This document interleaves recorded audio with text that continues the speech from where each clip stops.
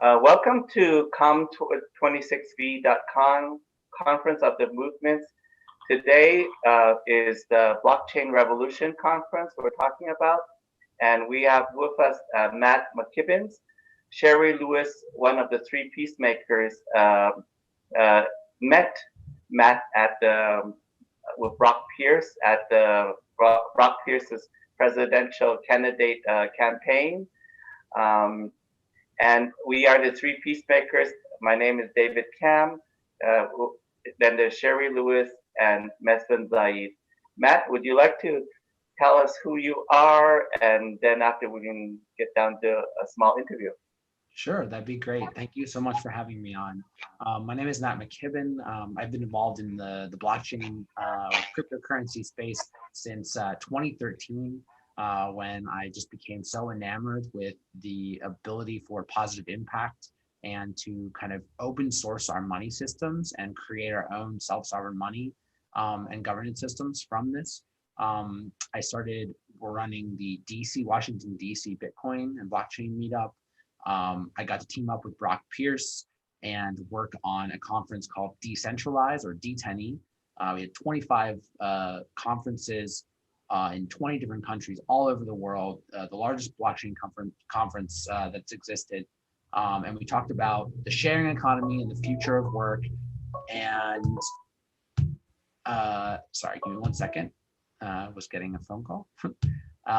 And so I got to team up with Brock Pierce, do that, and talk about all the positive impacts of blockchain technology and decentralization. Since then, I've started my own advisory investment firm, Decentranet, which is dedicated to bringing about and scaling early stage startups that are dedicated to transformational and decentralized technologies. Yeah, and so that's a little bit of background about myself, and my passions in the industry is positive impact, decentralized technologies that are gonna, help create positive impact for billions of people on the planet. I have a question, Matt. Thank you for coming on, by the way, at the last minute. I have a question. A lot of we're bringing 1,000 indigenous nations around the world to create a new federation of nations, with a General Assembly building like the United Nations.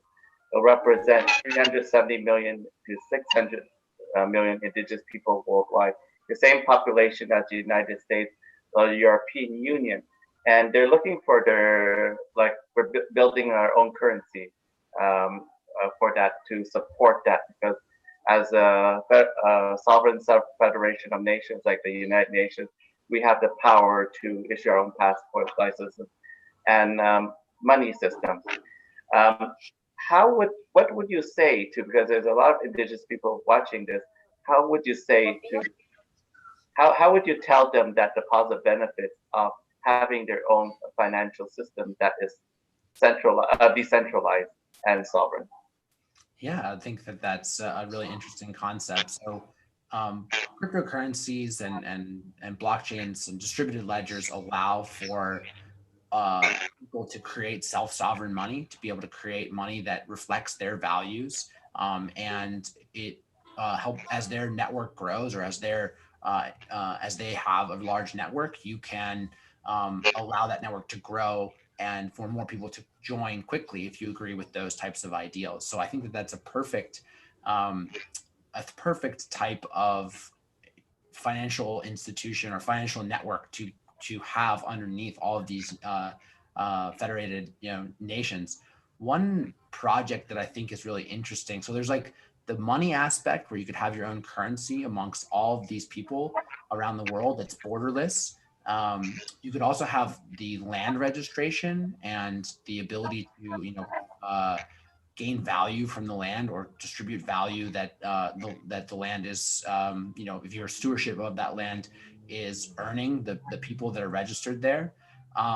Business registration, passports, identity, these are all things that distributed ledgers allow for people to create their own versions of, instead of relying on third party like Google or the other state governments to provide. You can create your own versions of those as long as they kind of follow the same identity standards.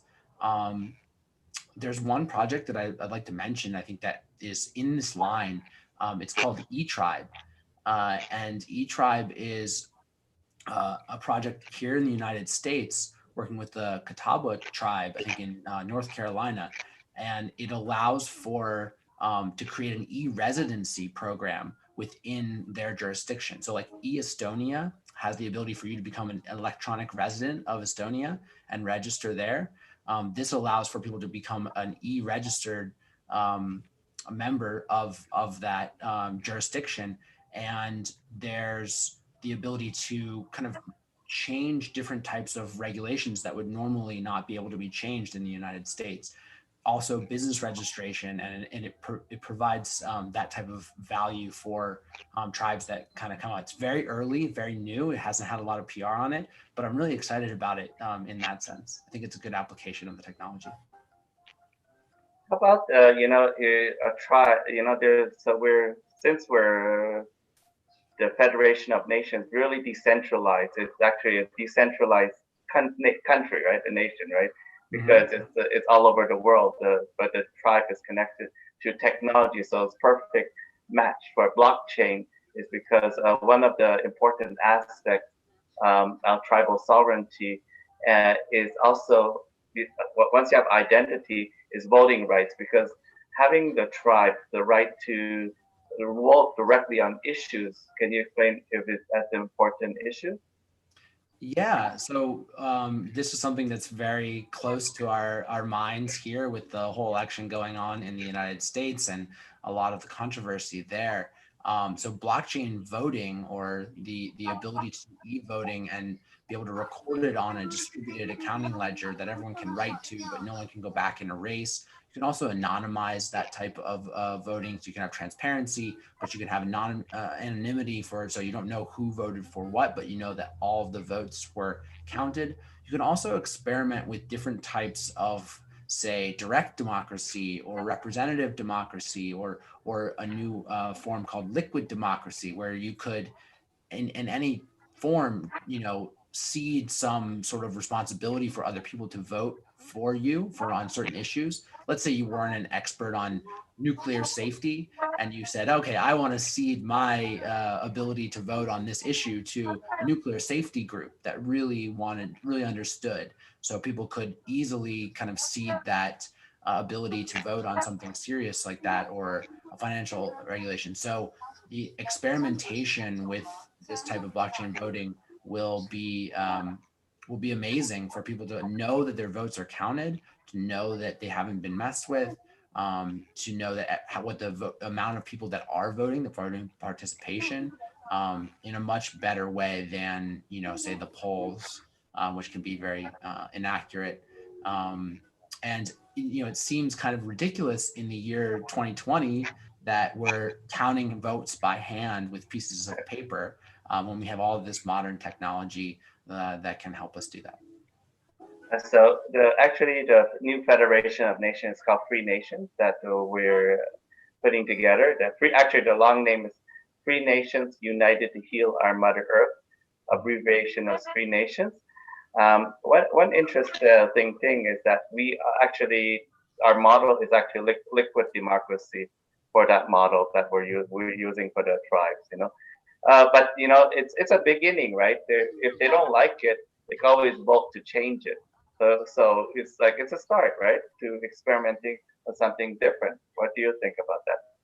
Yeah. The governance experimentation to see what types of new models work is going to be one of the most exciting things that I see with you guys and with the whole world, is being able to really transparently see what types of new ones work for their different communities around the world, and see that in real time. There's a lot of DAOs, or distributed autonomous organizations, that are forming, and so that's one of the most exciting parts of this, in my opinion. Another thing that is happening is that kind of interesting is because I'm in the cryptocurrency space since 2013, when Bitcoin was at $11, and we're working with tribes to develop their own currency. That was at that time with the Earth Dollar, which is still ongoing, has not been released yet. We have some resistance from tribes, a lot of the tribes, because it's basically pegged to the natural capital assets of the tribe. That means the trees, fresh water, mineral rights like that. Can you explain what is if it's pegged, right? It is it's not the same thing as people can steal your resources. It's pegged to its value. So could you do you know because gold used to be the U.S. dollar used to be pegged to gold. That doesn't mean people can go in and grab the gold bars. So could you explain what does pegging mean? Sure. Yeah. So pegging is basically assigning the value of something else. So let's say you have a resource or something, and you know that each resource is worth, 20 units or $20 per resource unit. You could say that the token that's representing your currency is pegged to that value externally, and you would need a way of ensuring that peg stays the same. You can also do kind of like fractionalized ownership of different types of things too. So each person or each member could have an ownership of a large share of resources in the land, and distribute those types of profits there. So pegging is where you're saying, the dollar was pegged to gold, meaning that the price of gold fluctuates, the dollar would fluctuate, and that would give everyone the understanding of how much a dollar was, and that if you're backing those other currencies with the dollar, then that was there. And so if you have a number of resources, if you have a number of barrels of oil, or you have a number of minerals inside there, you can peg it to the value of those resources. You can assign it to that value, and as long as those resources are still worth value, then if those resources go down, then the value of your currency goes down. So having a basket or having a number of different things that can maintain their value would be a good idea.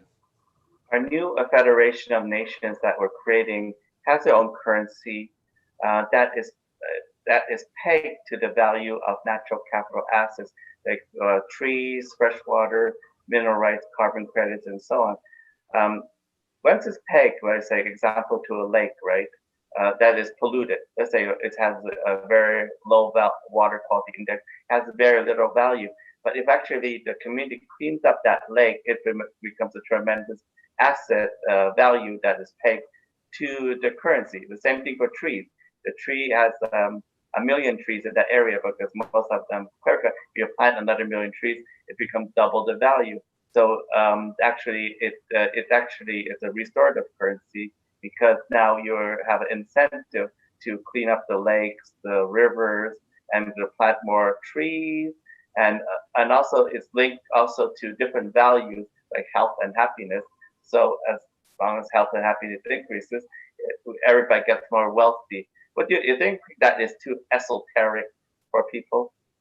No, I think that pegging allowing people to have a stake in ensuring that their communities and their currencies and their money system is as valuable is a really good idea. When you separate it, when you don't really necessarily, your actions don't make a difference in the value of your currency, then you don't feel as included. You know that you can do something to make sure that it's maintains its value. And then if there are bad actors, there are people that are polluting, everyone has the incentive to ensure that that doesn't happen. And I think that's a really interesting idea to make sure, because incentives are what drives humans in so many ways. And if people feel the bond to incentivize to keep everything clean and grow their resources, that makes a lot of sense. Yeah, because let's say example, because the resources. Just think about everything, the natural capital. Like example, gold, right? The gold underground, right? It's a type of natural capital that is not dug yet. Think of it like Fort Knox, right? That is underground. That represents the gold, right? Because you're not gonna. Uh, so it. What if because we're also deriving value without extracting the resources out of the ground because we're pegging it to the value in the ground, and it actually without the extraction of the resources.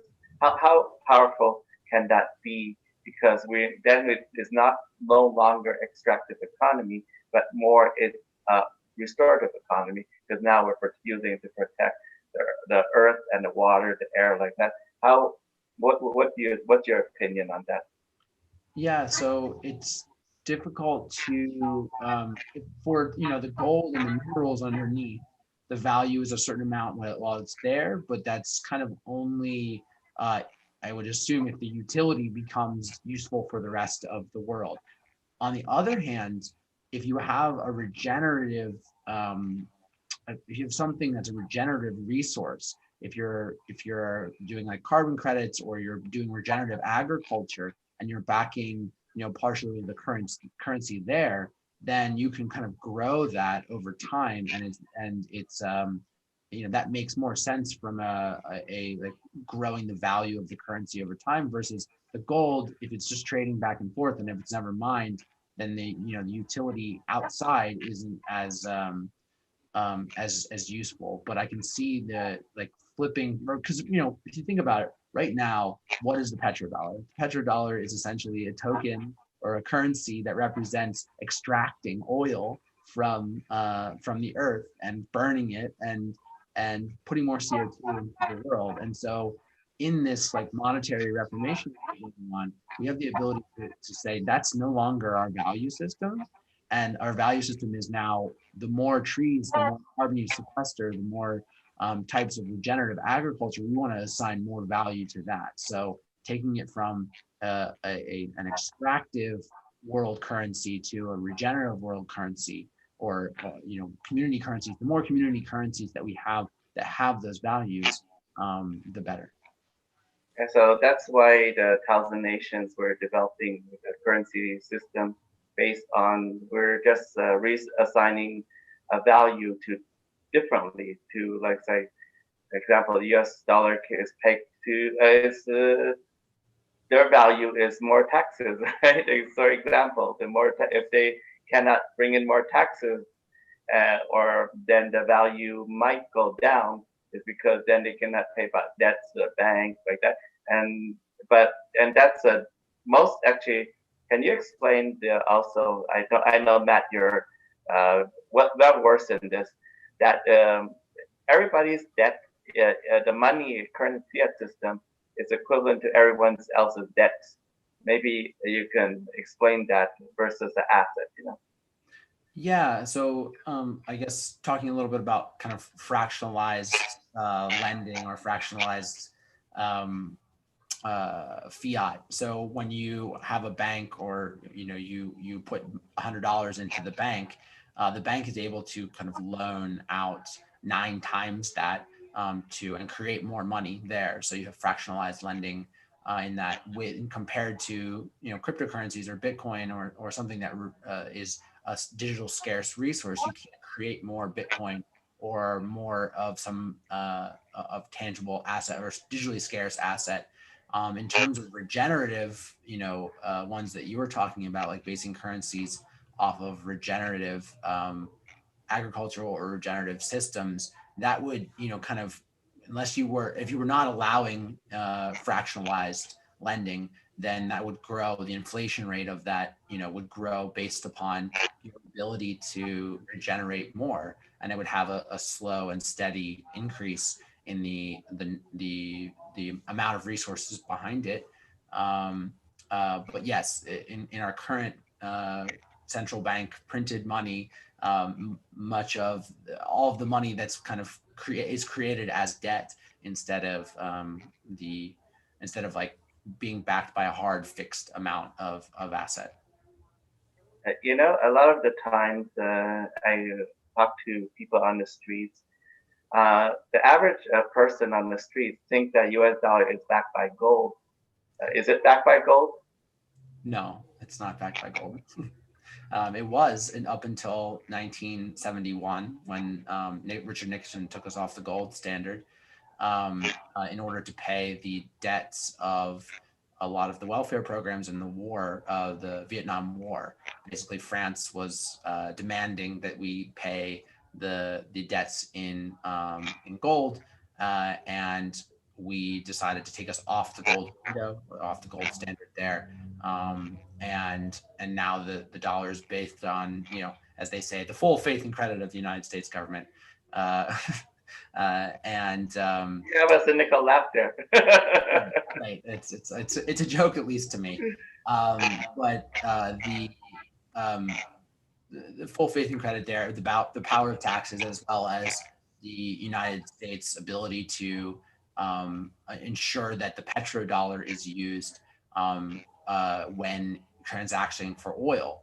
And that was one of the big agreements that they were able to put in the 1970s, is that all oil would be purchased in the dollar. And so right now there was actually a really huge deal that was done by China and Russia and a number of other states in Asia to eliminate. They eliminated the petrodollar from the transaction for a lot of petroleum products. It happened just last week, and so that's kind of where a lot of the world is going to avoid using the petrodollar, which is a danger to the dollar in itself. And so the dollar, for us people that are in the United States, the dollar falling as the world reserve currency would be a tremendous detriment to our quality of life, because that's been the system for a long time.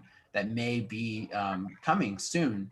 And so figuring out alternative currency systems is really important, and what backs those currency systems, and what networks are going to plug into those. Yeah. They said 20% of the money supply of the United States was created during the coronavirus time, right? And with the new trade deal between China and Russia to not use a petrodollar, U.S. dollar, for the purchase or an exchange of oil, all that extra money that's floating out there, wouldn't it cause massive inflation? Because all that money that is floating out there will be coming back to the United States from the no oil deal, floating back in, combined with that 20% extra of true quantitative easing. Wouldn't that cause like hyperinflation from your point of view? So, there is a risk there that the United States printing. So we'll say we'll do a moderate answer here. One, the United States definitely printed 20%, as Brock, I think, is the one that is quoted saying that. A lot of other central banks are printing too, so it's not done in isolation, where the Federal Reserve is the only one printing. The ECB, the Chinese yuan, like they're also printing. So but yes, the more and more that printing that's going on, the less that the value of the currency has relative to goods. And if you aren't the person or the group of people being able to purchase goods or purchase hard assets first, then if you're, as it goes down, you will have less purchasing power per dollar. And so there is a danger of creating inflation through that mechanism. And the Federal Reserve, the one that's managing that, is looking at that.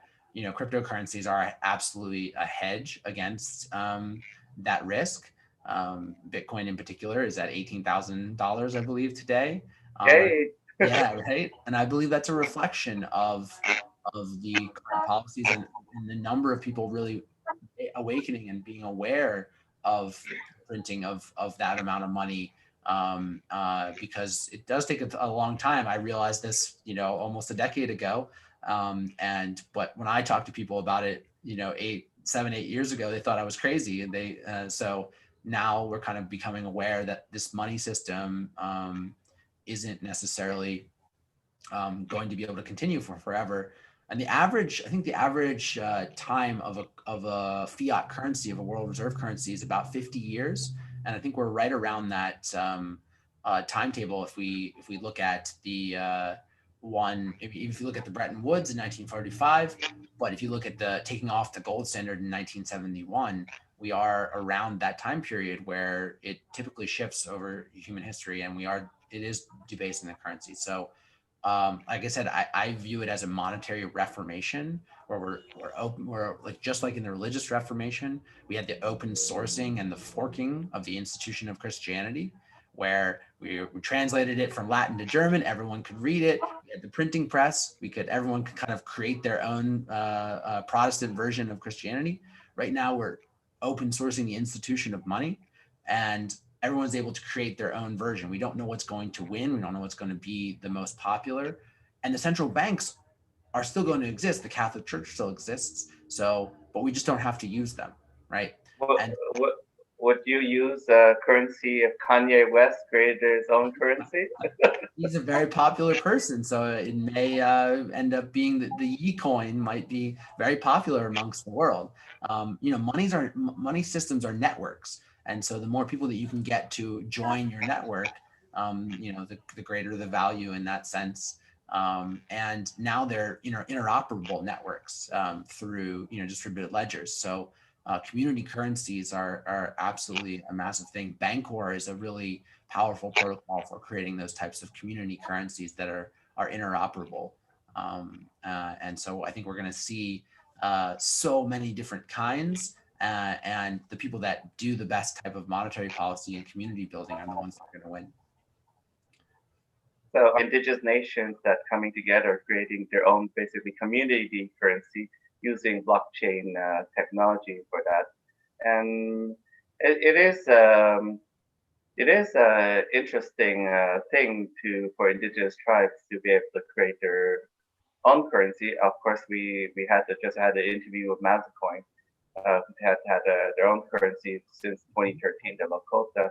It wasn't the experiment was kind of early, but it was not successful because there was not enough adoption of it. That means that not enough people inside the tribe, outside of the tribe, there's not enough adoption for it because each tribe is very small population.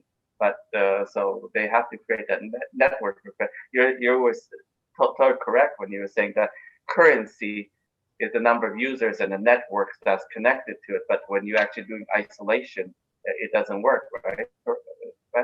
Right. That's the problem with community currencies. If you have one in a local currency, as soon as you go outside of that local area, your currency no longer has value because someone says, well, we don't accept that here. We do this. So being able to make it interoperable or exchangeable and have liquidity amongst different networks is really important. And in 2013, we had some tokens becoming available on top of Bitcoin and some other, forks of Bitcoin and other things, but we really didn't have the adoption. We didn't have the technology. We didn't have smart contracts.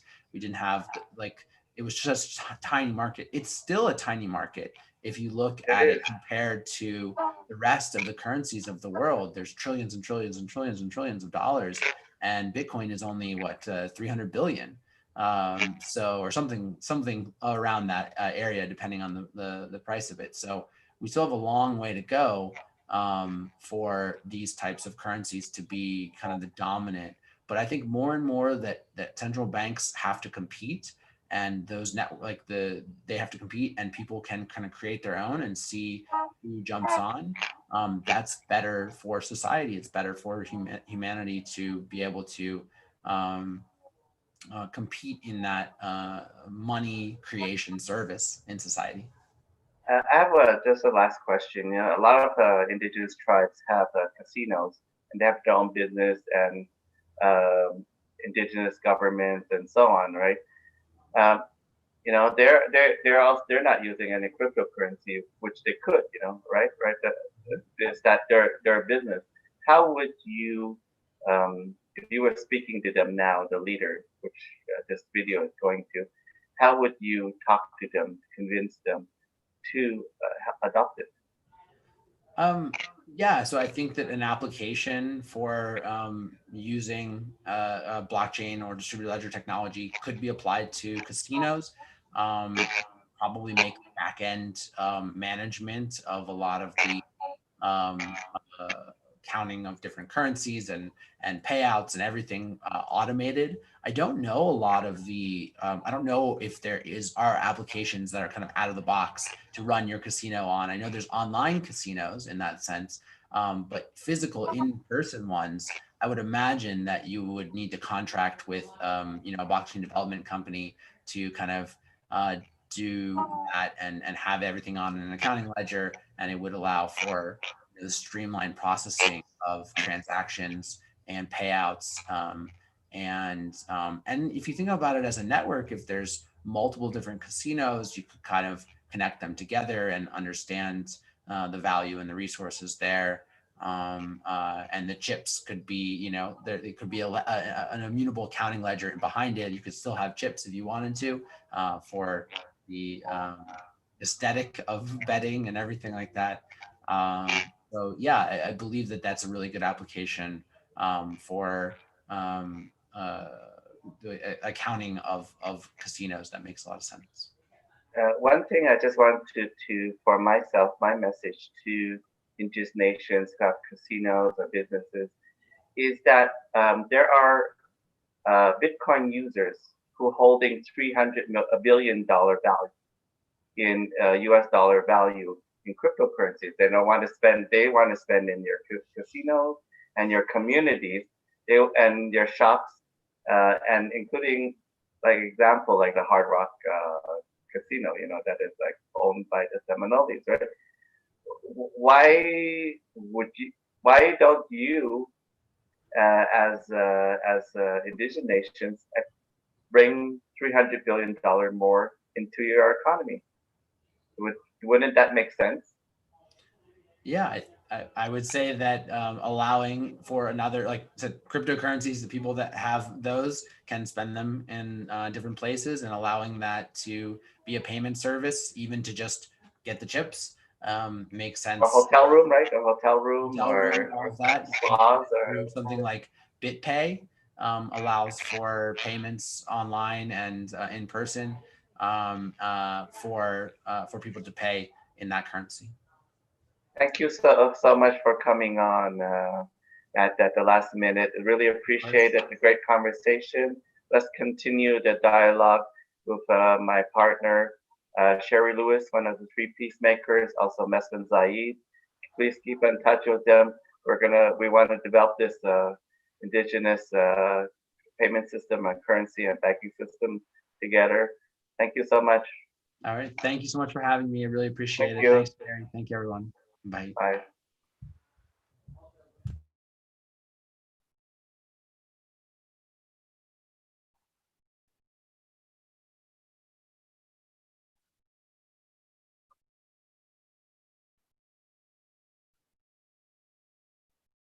Bye, Liz.